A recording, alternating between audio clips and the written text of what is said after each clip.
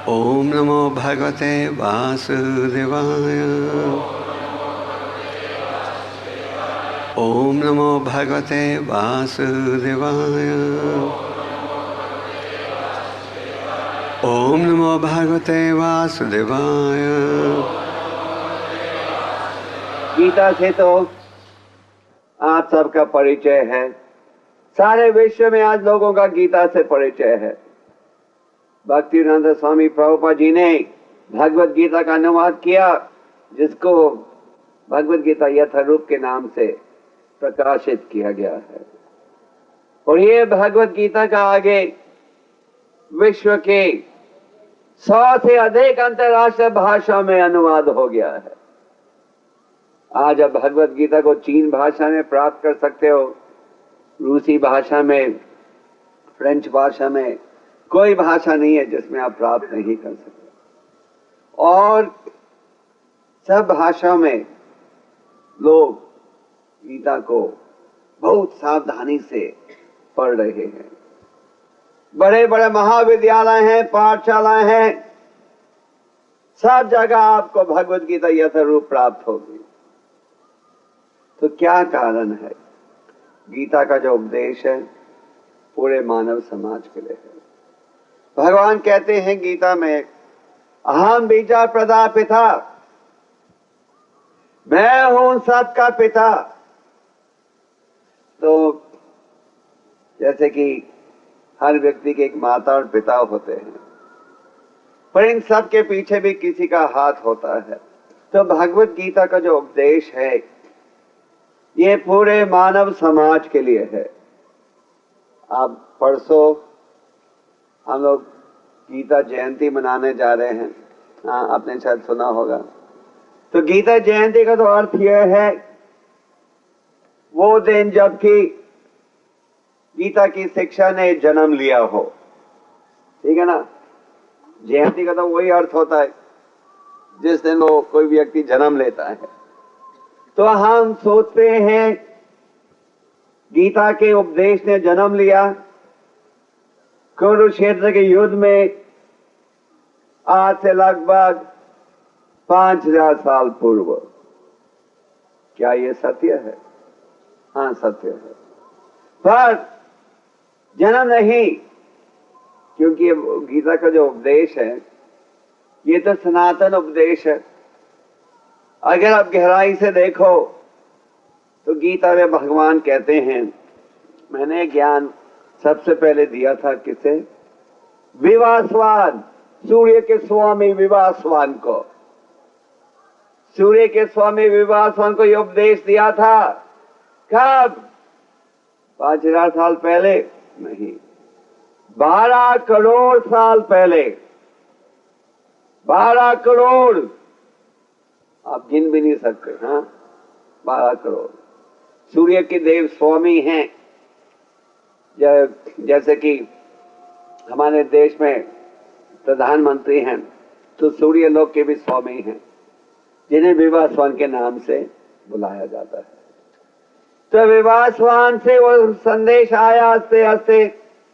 मनु इक्ष्वाकु, महाराज इक्ष्वाकु इस पृथ्वी के बड़े प्रसिद्ध राजा थे और उनके खानदान में ही बाद में रामचंद्र जी आए, परम भगवान के अवतार।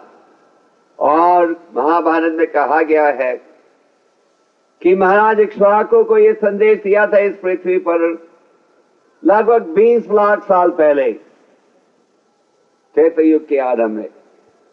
आप और हम इस समय कलयुग में जी रहे हैं और कलयुग के लगभग 5000 साल बीत चुके हैं। पर कलयुग से पहले एक और युग था जिसका नाम था द्वापर युग, जो लगभग 8 लाख साल तक चला था। और उससे पहले एक और युग था जिसे हम कहते हैं त्रेता युग, जो लगभग 12 लाख साल चला था। तो इस पृथ्वी में भी यह ज्ञान जो है 20 लाख साल से अधिक पुराना है। तो ये कहना कि या ये सोचना कि गीता का उपदेश केवल 5000 साल पूर्व है, ये सत्य है और सत्य नहीं भी है। गहराई से देखा जाए तो सत्य नहीं है, क्योंकि असल में गीता का जो उपदेश है 12 करोड़ साल पुराना है। तो गीता के उपदेश आज भी लोग क्यों पढ़ते हैं? हमारे इस देश के नौजवान लोग कहते हैं, स्वामी जी आधुनिक युग में गीता के का कोई खास स्थान नहीं है। ये हमारी भूल है। गीता का जो संदेश है हर विश्व के हर व्यक्ति के लिए है। ये केवल धार्मिक संदेश नहीं, पर एक ज्ञान का संदेश है, शिक्षा है। ये शिक्षा हम पाठशाला में जाते हैं, महाविद्यालय में जाते हैं, किस लिए? शिक्षा स्वीकार करने के लिए। तो गीता का भी जो अध्ययन हो रहा है सारे विश्व में, केवल भक्तों द्वारा नहीं, लोग गीता को पढ़ते हैं। क्यों? क्योंकि गीता के द्वारा उन्हें शिक्षा मिलती है। क्या शिक्षा? सबसे पहले तो गीता के द्वारा हम ये समझते हैं कि सर्वश्रेष्ठ भगवान श्री कृष्ण हैं। ये सोचना कि भगवान का कोई स्थान नहीं है, ये एक बहुत भारी भूल है। भगवान के कारण ही सृष्टि का निर्माण होता है, सृष्टि का पालन होता है। आप और हम जी सकते हैं, आप और हम सांस ले सकते हैं। तो गीता में कहा गया है जो देवता देवियां हैं वो भी परम भगवान के अधीन हैं, और सर्वश्रेष्ठ कौन है? परम भगवान श्री कृष्ण। आपके हरियाणा में तो सब हरि के ही भक्त हैं। लोग कहते हैं कि हरियाणा का अर्थ है हरि की भूमि। हाँ, तो यही बात गीता में स्थापित की जाती है कि भगवान श्री कृष्ण सर्वश्रेष्ठ हैं। फिर गीता में यह भी बताया जाता है कि हम जीवात्मा कौन हैं। आप और हम कौन हैं? हम हैं भगवान के अभिन्न अंश। जिस प्रकार हमारे शरीर में अनेक अंग हैं, हाथ, पांव, कान, नाक, नेत्र, और ये सारे जो अंग हैं उन्हें शरीर के भाग्य माना जाता है। तो उसी प्रकार हम सब जो हैं परम भगवान के अभिन्न अंश हैं, और हमारा असली स्वरूप यह है कि ये आत्मा जिसे सनातन माना जाता है, और अगर आप किसी भौतिक वस्त्र द्वारा देखना चाहो, मापना चाहो, तो ये सदा असंभव रहेगा। पर आत्मा का अंदाजा से माप है जो है कि आपके बाल के कोने का 10,000वां हिस्सा। और गीता में बड़ा सुंदर उदाहरण दिया गया है, वो यह है कि जिस प्रकार आप अपने पुराने वस्त्रों को त्याग कर नए वस्त्र स्वीकार करते हो, उसी प्रकार ये देह, इसी प्रकार ये आत्मा एक देह को त्याग कर नया देह स्वीकार करती है। तो आत्मा सनातन है, शरीर उसको ढक रहा है। जैसे सर्दी के मौसम में आप ज्यादा वस्त्र पहनते हो शरीर को ढकने के लिए, तो उसी प्रकार शरीर ये आत्मा को ढक रहा है। शरीर जो है इसके अनेक नमूने हैं। आप जानते हो कि जो पेड़ है वो भी एक शरीर है, और इस पेड़ में भी आत्मा है। पेड़ जो है नंगा खड़ा है, उसका जो शरीर है उसको आप ढकते भी नहीं। तो अनेक योनियां हैं, अनेक प्रकार के देह हैं। कई हैं जो जल की योनि में रहते हैं, जल में रहते हैं, लगभग 9 लाख योनियां हैं। फिर कई हैं जो पृथ्वी पर रहते हैं पर चल नहीं सकते। कौन पृथ्वी में रहता है जो चल नहीं सकता? पेड़, पौधा, फूल, उन सब में आत्मा है, जीवन है, पर वो चल नहीं सकते। फिर आगे कीड़े की योनियां हैं, पक्षी की, पशु की और इन सब की योनियों में गुजरने के पश्चात मानव योनि प्राप्त होती है। इसीलिए शास्त्र में कहा गया है, अथातो ब्रह्म जिज्ञासा। हे मूर्ख व्यक्ति, अब तुम्हें यह मानव शरीर प्राप्त हुआ है, इसका तुम दुरुपयोग मत करो, पर इसका तुम सदुपयोग करो। दुरुपयोग का अर्थ है कि हम इस जीवन का उपयोग करते हैं पशुओं के समान। आप सब घर में बेशक पशु नहीं पालते, सड़क में तो पशुओं को आप देखते ही हो, और अगर आप ध्यान से देखो तो पशु के जीवन में यह अनुभव होता है क्या, सारा दिन चले जाता है खाने की तलाश में। जो कुत्ते बिल्लियों को आप रास्ते में देखते हो, सारा दिन घूमते रहते हैं अन्न की, कुछ भोजन की तलाश में। खाना पीना सोना भोग विलास के अलावा उनकी बुद्धि आगे काम ही नहीं करती। तो उसी प्रकार अगर हम मानव जीवन की प्राप्ति के पश्चात यही 4 प्रकार के कार्य में लीन हो जाएंगे, तो शास्त्र की दृष्टि से इस देह में और पशु के देह में कोई अंतर नहीं माना जाता। तो इसलिए भगवत गीता का निर्णय यह है कि हमें बड़े सावधानी से के साथ हर कार्य करना चाहिए, क्योंकि हम हमारे भविष्य की तैयारी कर सके। जिस प्रकार विद्यार्थी पढ़ता है भविष्य में अच्छे नंबर के साथ पास होने के लिए, तो हम सब की परीक्षा ली जाती है मृत्यु के समय, क्योंकि ये मानव जीवन तो एक जंक्शन के बराबर है। कुरुक्षेत्र तो जंक्शन स्टेशन नहीं है ना, अब करनाल तो जंक्शन नहीं है, पर शायद अंबाला, अमृतसर, दिल्ली ये सब जंक्शन है। जंक्शन में क्या होता है, एक गाड़ी समझो कैलकाटा से दिल्ली आती है, पर ये अवश्य नहीं कि वो गाड़ी वापस कैलकाटा जाएगी। वो स्टेशन मास्टर वहां आगे साइन बदल देता है, अब ये गाड़ी जाएगी अमृतसर, अब ये गाड़ी जाएगी बॉम्बे, अब ये जाएगी असम, ठीक है ना। जंक्शन में ये निश्चित किया जाता है। तो इसी प्रकार ये जो मानव देह आपने और हमने प्राप्त किया, ये भी एक जंक्शन है। अब इस देह के कार्य के द्वारा ये निर्णय होगा कि किस प्रकार आगे हम कहां जाएंगे। हम जाएंगे देवताओं के पास, या मानव शरीर प्राप्त होगा, या वापस कुत्ते बिल्ली बनेंगे या कोई और योनि में जन्म प्राप्त करेंगे। ये हमारे कर्मों के आधार पर निश्चित होगा। आप कहोगे स्वामी जी आप तो हमें डरा रहे हो बेकार में, सब साधु लोग ऐसे ही करते हैं, डरा देते हैं। आप बताओ क्या क्या सबूत है कि आत्मा है? हाँ, क्या कोई मृत्यु के बाद लौटा है आपको ये बताने के लिए कहाँ गया था? तो उसका उत्तर यह है कि ये ज्ञान हमें शास्त्रों द्वारा प्राप्त होता है। शास्त्रों का क्या अर्थ? भगवान की वाणी। आपकी हमारी वाणी नहीं, भगवान की वाणी। आपकी और हमारी वाणी और भगवान की वाणी में एक महान अंतर है। क्या है? हमारी वाणी में दोष है, ठीक है ना। 4 प्रकार के दोष हर प्राणी मात्र में प्राप्त होते हैं। क्या है ये दोष?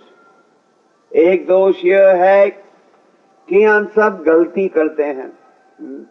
अंग्रेजी में कहते हैं टू एयर इज ह्यूमन, मतलब गलती करना ये तो वास्तविक कार्य है। हर व्यक्ति गलती करता ही है। आप चाहे प्रधानमंत्री को ले लो, किसको ले लो। हाँ, फिर सब दूसरे को छलने की इच्छा प्रयास करते हैं। क्या समस्या का हल नहीं है हमारे पास, पर मंत्री जी प्रवचन दे देंगे, हम कल तुम्हारी समस्या को हल कर देंगे, ठीक है ना। हमारे विज्ञानी भी वैसे ही कहते रहते हैं, हमें धन देते जाओ रिसर्च के लिए, हम तुम्हारी समस्या कल हल करते हैं। तो ये दूसरे को छलने की इच्छा। फिर हमारी इंद्रियां पूर्ण है, इतनी है पूर्ण की बिजली की या सूर्य की रोशनी के बिना आप और हम एक दूसरे को देख भी नहीं सकते। ठीक है ना। तो हमारे भ्रम है, हम सांप को रस्सी समझ लेते हैं, रस्सी को सांप मान लेते हैं। हम सोचते हैं ये शरीर असली है, आत्मा, और ये तो किसकी कल्पना है, ये तो नकली कहानी है। तो परम भगवान की शिक्षा में एक कोई अपूर्णता नहीं है। आप क्या कोई इतिहास में कोई किताब है जो कि 12 करोड़ साल से लोग पढ़ते आ रहे हैं? कोई शिक्षा है जो लोग 12 करोड़ छोड़ो क्या, जो 2000 साल से ज्यादा पढ़ते आ रहे हैं? नहीं, कोई शिक्षा नहीं है। क्योंकि साधारण शिक्षा जो है, हम आज किताब पढ़ते हैं, आज बात पढ़ते हैं, कल वापस फेंक देते हैं। तो शास्त्र में कहा गया है कि कर्मों के आधार पर हमारा भविष्य निश्चित होता है। इसलिए कहा गया है कि हमें ये जीवन का सदुपयोग करना चाहिए। और क्या साधन है? भगवान के भजन के द्वारा। तो एक महान संत हैं ठाकुर भक्ति विनोद। ठाकुर भक्ति विनोद हमारे संप्रदाय में एक बड़े महान आचार्य थे। ब्रिटिश सरकार के समय वो मैजिस्ट्रेट थे। जब अंग्रेजों का राज्य था, भारतीय लोगों को ऊंची जिम्मेदारी नहीं दी जाती थी। सबसे ऊंची जिम्मेदारी जो प्राप्त होती थी वो थी मैजिस्ट्रेट की। तो वो तो मैजिस्ट्रेट, तो पर साथ में भगवान के बड़े प्रसिद्ध भक्त भी थे। तो उन्होंने एक बहुत ही सुंदर प्रार्थना लिखी है, जिसका हम अर्थ आपको संक्षेप में सुनाएंगे। आप बुरा नहीं मानना, बड़ा मधुर उपदेश है इसका।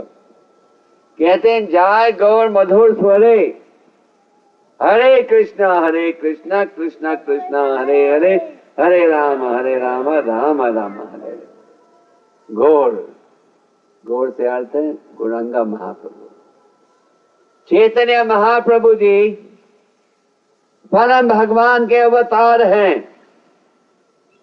भगवान यदा यदा ये धर्म से ज्ञानी भारत अलग अलग समय में अवतारित होते हैं। परितनाय साधु नाम विनचित दुष्कृता धर्म संस्थापनार्थाय संभवामि युगे युगे। क्यों? धर्म के नियमों की स्थापना करने के लिए। तो इसी प्रकार परम भगवान आए, अवतारित हुए 500 साल पहले चैतन्य महाप्रभु जी के रूप में। और उनका यह आदेश था, क्या कलियुग में आध्यात्मिकता में अधिकतर लोग रुचि नहीं लेते, तो भगवत प्राप्ति का सरल साधन क्या है? ये हरि नाम का जप करो। तो ठाकुर भक्तिविनोद जी कह रहे हैं कि चैतन्य महाप्रभु जी बड़े मधुर रूप से हरि नाम का उच्चारण करते हुए वो गुजर रहे हैं, जा रहे हैं। आगे कहते हैं, गृहे थाको वाने थाको सदा हरे बोले थाको। गृहे थाको वाने थाको। गृहे थाको, ये जो प्रार्थना है सरल बंगाली भाषा में है। कहते हैं, गृहे थाको वाने थाको। अरे भाई, तुम गृहस्थ आश्रम में हो या संन्यास आश्रम या ब्रह्मचारी आश्रम, कुछ फर्क नहीं पड़ता। हरि नाम को जीव के साथ जरूर जोड़ो। समाज का विभाजन 4 वर्ण और 4 आश्रमों में किया जाता है। गृह, ब्रह्मचारी, गृहस्थ, वानप्रस्थ, संन्यास। इसे तो आश्रम बुलाया जाता है। और ब्राह्मण, क्षत्रिय, वैश्य, शूद्र, उन्हें कहा जाता है वर्ण। तो जैसे कि आप सब गृहस्थ आश्रम में हो, लगभग जो यहाँ उपस्थित हो, तो कह रहे हैं ठाकुर भक्तिविनोद जी, गृह ताको। अगर तुम गृहस्थ आश्रम में भी हो, कुछ उपाधि नहीं है, हरि नाम का तुम उच्चारण करो, चाहे किसी भी आश्रम में क्यों ना हो। सुखे दुखे भूले नाखो, बोलते हरि नाम करो रे। सुख में और दुख में, दोनों स्थितियों में तुम हरि नाम को जरूर अपनाओ। अक्सर हमारा ये अनुभव है कि जब हम सुख की स्थिति में होते हैं तो हम भगवान का स्मरण नहीं करते, ठीक है ना। जब बहुत धन आ जाता है तो संतों के लिए, भगवान के लिए समय नहीं रहता। क्यों? धन हमें अंधा बना देता है। अंधा कैसे? हम सोचते हैं धन से जो हमें चाहिए प्राप्त हो जाएगा, तो हमें क्या चिंता है, क्यों भगवान से भीख मांगे? हाँ, तो सुखे दुखे, सुख में हम भगवान को भूल जाते हैं। इसलिए बाइबल में कहा गया है कि it is as difficult for a rich man to go to the kingdom of God as it is for an elephant to pass through the eye of a needle. Bible में कहा गया है जैसे ऊंट को आप सुई के छेक से नहीं निकाल सकते, उसी प्रकार धनी व्यक्ति का भगवान के नाम लौटना बहुत मुश्किल है।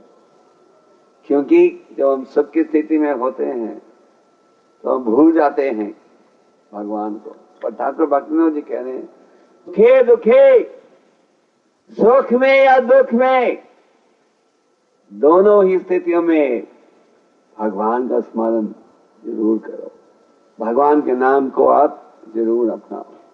इसलिए भगवान के जब भक्त होते हैं, जब सुख अनुभव करते हैं, तो क्या कहते हैं, ये तो परम भगवान की दया से ही आ रहा है, तो हमें इस सुविधा का उपयोग करने दो भगवान की सेवा में। और जब दुख भुगतना पड़ता है, हम ये नहीं कहते अरे भाई देखो भगवान, हमने तो आपका नाम भी लिया, अभी कष्ट भी हमें भुगतना पड़ रहा है, हमारे बच्चे भी फेल हो गए, धंधा भी ठीक नहीं चल रहा। तो नहीं, हमें भूलना नहीं चाहिए, हम भगवान से सौदा नहीं करते। जो हमारे कर्मों का परिणाम है वो तो आपको भुगतना ही पड़ेगा। ये जरूर है जब आप भगवान के शरणागत होते हो तो परिणाम घट जाता है। जैसे कि समझो आपके कर्मों के अनुसार आपको बहुत गहरी बीमारी होनी चाहिए थी, तो आपकी शायद उंगली कट जाए, पर कष्ट थोड़ा बहुत तो भुगतना ही पड़ेगा। जैसे आपको हाई कोर्ट सजा देती है 20 साल के लिए, आप अपील करते हो सुप्रीम कोर्ट को, तो कम कर देती है सजा, तो सजा तो भुगतनी पड़ती है। तो सुख में और दुख में, दोनों ही स्थितियों में हरे नाम को मत भूलो। हरे नाम ही असली धन है। आगे कहते हैं, माया जले बदा होए, आँच मिचे करल होए।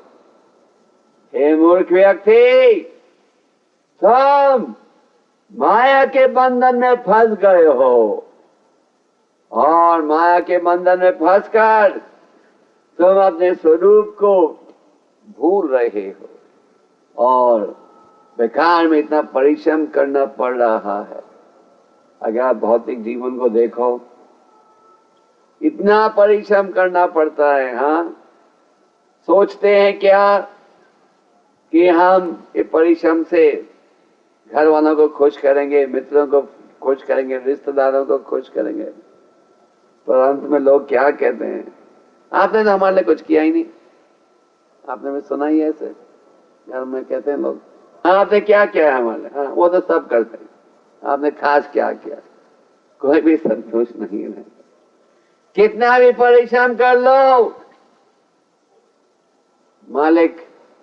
मालिक सोचता है हाँ मैं अपने नौकरों का अच्छी तनख्वाह दे रहा हूँ, नौकर यही सोचते क्या दे रहे हैं, दूसरी जगह ज्यादा मिल सकता है, दूसरा सेठ ज्यादा देता है। और आप कितनी भी मेहनत कर लो, मालिक कहेगा अरे भाई तुम कुछ नहीं कर रहे। तो यही है भौतिक जीवन का नियम, कोई किसी से खुश नहीं है। तो माया जो है हमें अनेक रूपों से फंसाती है। माया का अर्थ है जो चीज असली ना हो, जो नकली चीज है।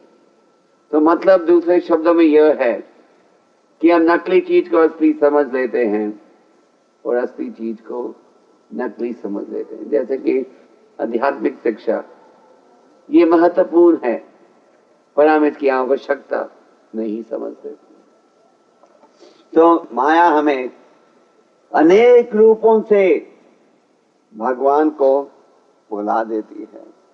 और एक न चेत न पाए राधा माधव नाम बोलो रे।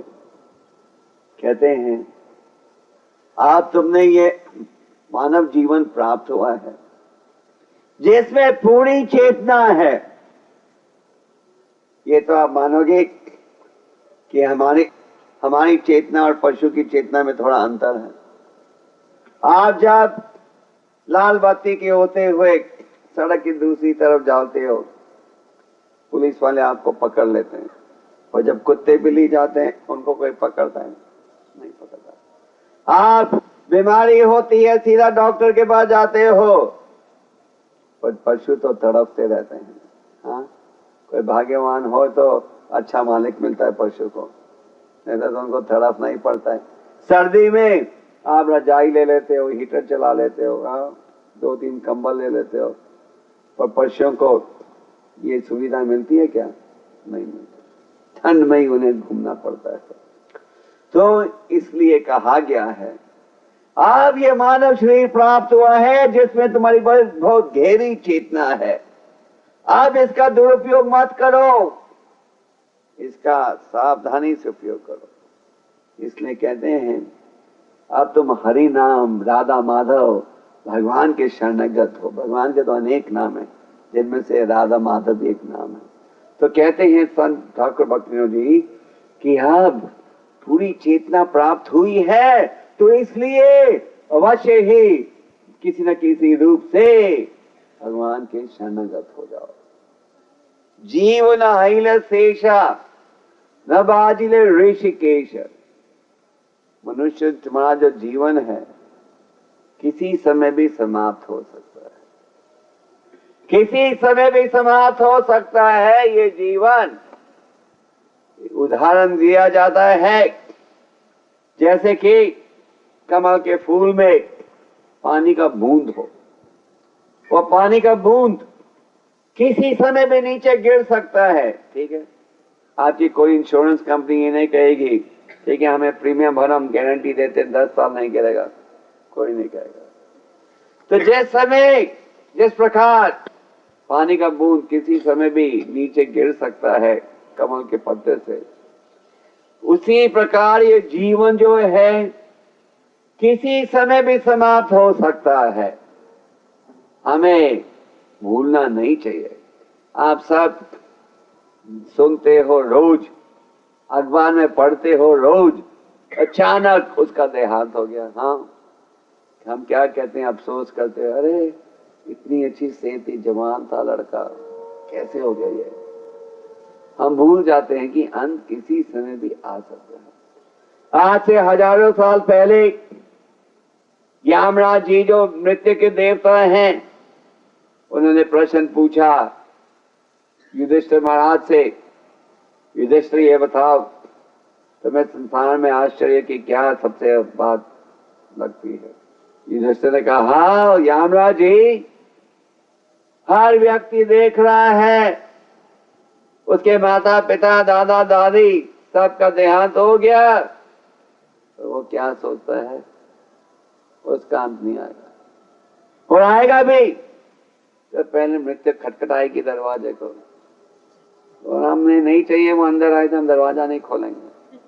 हमारे से पूछे बगैर तो मृत्यु हमें नहीं छू सकती।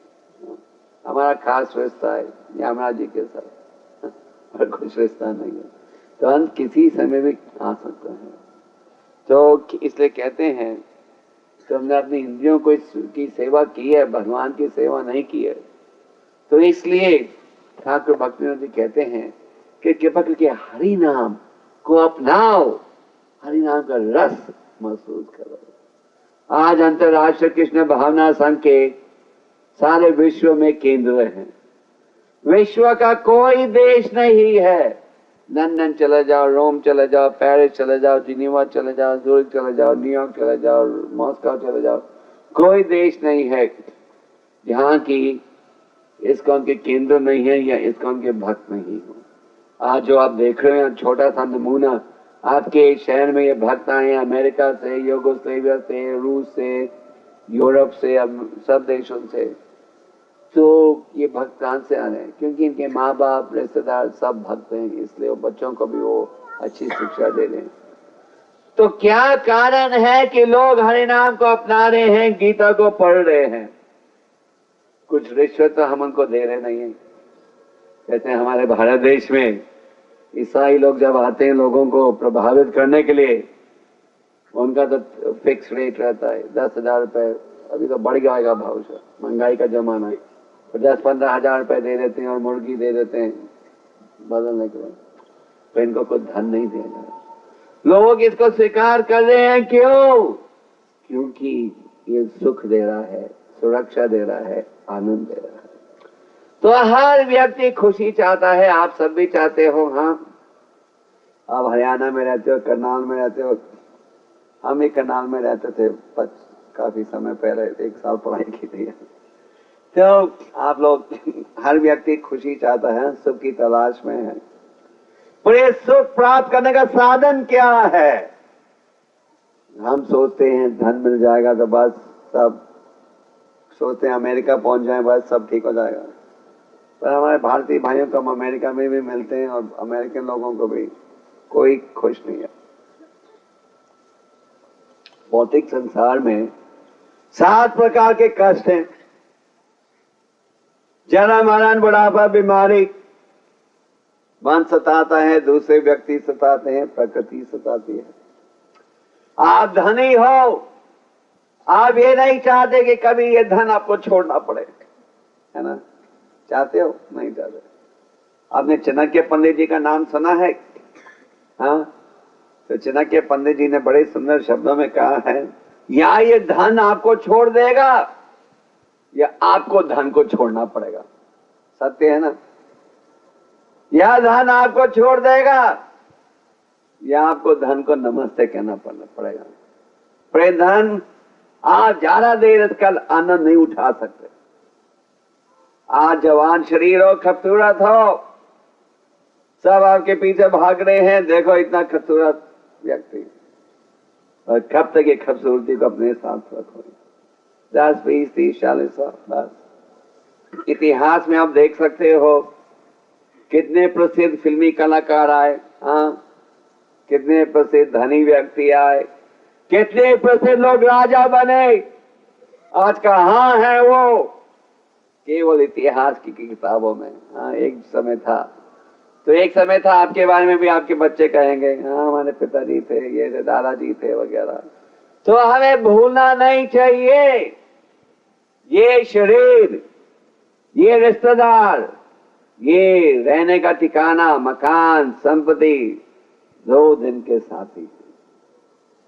आपको भविष्य की तैयारी का अर्थ यह है कि आपको आपके गृहस्थ आश्रम को त्यागना पड़ेगा। हमारे हिंदुस्तान में एक बहुत बड़ी समस्या यह है कि हम सबके मन में एक भ्रम है। क्या भ्रम है? कि गृहस्थ आश्रम में तो हमें पूरी छूट मिली हुई है। किससे? शास्त्रों से। क्या छूट? जो करना है करो, कुछ भय नहीं है। और बस मृत्यु से थोड़े दिन पहले हम भगवान के शरणागत हो गए। हम हमारे मित्रों से पूछते हैं, कौन से शास्त्र में आपने ये पढ़ा है? भगवान तो कहते सर्वधर्मा परित्यज्य माम एकम शरणं व्रज, सब छोड़कर मेरे शरणागत हो जाओ, मैं तुम्हें बचाऊंगा। कहां लिखा है भगवान ने? भगवान ये तो नहीं कहते गृहस्थ आश्रम में सर्वधर्माम, नहीं, खाली सन्यासी लोगों के लिए सर्वधर्माम कहते हैं भगवान। ऐसे सबको कहते हैं। तो आप सब भक्तों से एक छोटी सी निवेदन है, हम आपको ये कहने नहीं आए कि अभी आप सब अपना घर छोड़ दो, नौकरी छोड़ दो, आओ आपको बस में हम हमारे मंदिर में ले जाएंगे रहने के लिए। और रहना चाहो तो भी जगह नहीं है हमारे, इतने हम लोग हैं। हम आप लोगों ये कहने आए हैं कि आप घर में ही रहो। हम आपको ये कहने आए हैं कि आप जो नौकरी कर रहे हो, धंधा कर रहे हो, करो, पढ़ाई कर रहे हो, पढ़ो, पर एक चीज बदलो, अपनी चेतना को बदलो। ये सोचो कि आपका कर्तव्य क्या है। वो है कि आप भौतिक जिम्मेदारियों के साथ अपनी आध्यात्मिक जिम्मेदारी को भी निभाओ। जब तक आप अपनी आध्यात्मिक जिम्मेदारी को नहीं निभाओगे, ये मानव जीवन अधूरा रहेगा। तो हमने चैतन्य महाप्रभु जी का वर्णन किया था थोड़े समय पहले। चैतन्य महाप्रभु जी ने हमें एक बहुत ही सरल मार्ग दिया है भगवत प्राप्ति का। उन्होंने खास करके ये शिक्षा दी है आप गृहस्था भक्तों को। क्या है ये शिक्षा? सबसे पहले वो कहते हैं हरि नाम का जप करो। शास्त्रों में लाखों मंत्रों का वर्णन है, आप जानते हो। हमारे वैदिक शास्त्रों में एक दो मंत्र नहीं है, लाखों मंत्र हैं। पर इन सब मंत्रों में सर्वश्रेष्ठ ये हरे कृष्ण मंत्र को माना जाता है। हरे कृष्ण मंत्र अनादिकाल से लोग इसका उच्चारण करते आ रहे हैं और चैतन्य महाप्रभु जी की भविष्यवाणी थी कि एक दिन विश्व के कोने कोने में यह हरे नाम का उच्चारण होगा। तो हरे नाम के उस उच्चारण के द्वारा क्या हम भगवान को क्या प्रार्थना कर रहे हैं? ये प्रार्थना करते हैं हम भगवान से कि आप कृपा करके हमें भक्ति दो, सेवा दो। जिस प्रकार एक बच्चा जब रोता है तो माता उसको उठाती है, उसी प्रकार जब हम भक्ति की भीख मांगते हैं जब भी हमें सेवा का अवसर प्राप्त होता है। तो चैतन्य महाप्रभु जी ने कहा हर प्राणी मात्र को हरि नाम का उच्चारण करना चाहिए। 5 मिनट, 10 मिनट, 15 मिनट, 20 मिनट। हमारी इस्कॉन संस्था के बाद हजारों भक्त हैं। आप जैसे गृहस्थ आश्रम में जो धंधा करते हैं, नौकरी करते हैं, 16 माला जप भी करते हैं। आप लोग अखबारों में पढ़ते होंगे आजकल ये ऋषिकेश मफतलाल की इंटरव्यू वगैरह। हाँ, वो अरविंद मफतलाल के बेटे, मफतलाल ग्रुप के, वो भक्त हैं, 16 माला का जाप भी करते हैं और धंधा भी इत्यादि भी करते हैं। फिर चैतन्य महाप्रभु जी ने कहा कि भगवत गीता और श्रीमद् भागवत को पढ़ो। भगवत गीता श्रीमद् भागवत में बहुत गहरा ज्ञान है। ये ज्ञान आपको सुख पहुंचाएगा। आप अखबार पढ़ते हो, टेलीविजन देखते हो, केबल टीवी देखते हो, पर गीता कभी नहीं खोलते, है ना?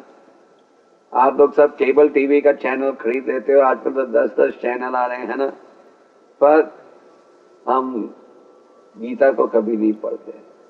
गीता पढ़नी चाहिए। गीता के द्वारा मन शांत होगा।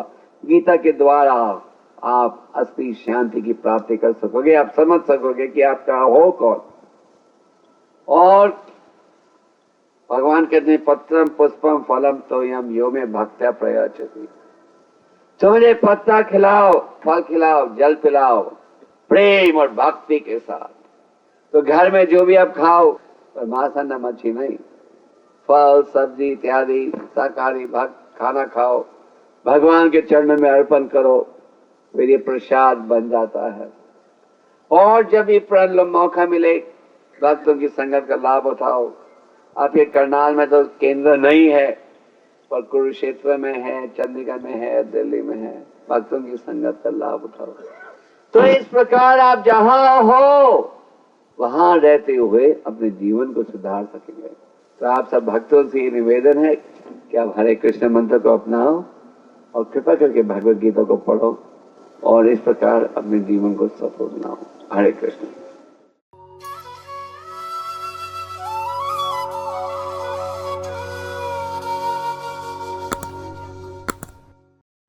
Hare Krishna, Krishna Krishna, Hare Hare, Hare Rama, Rama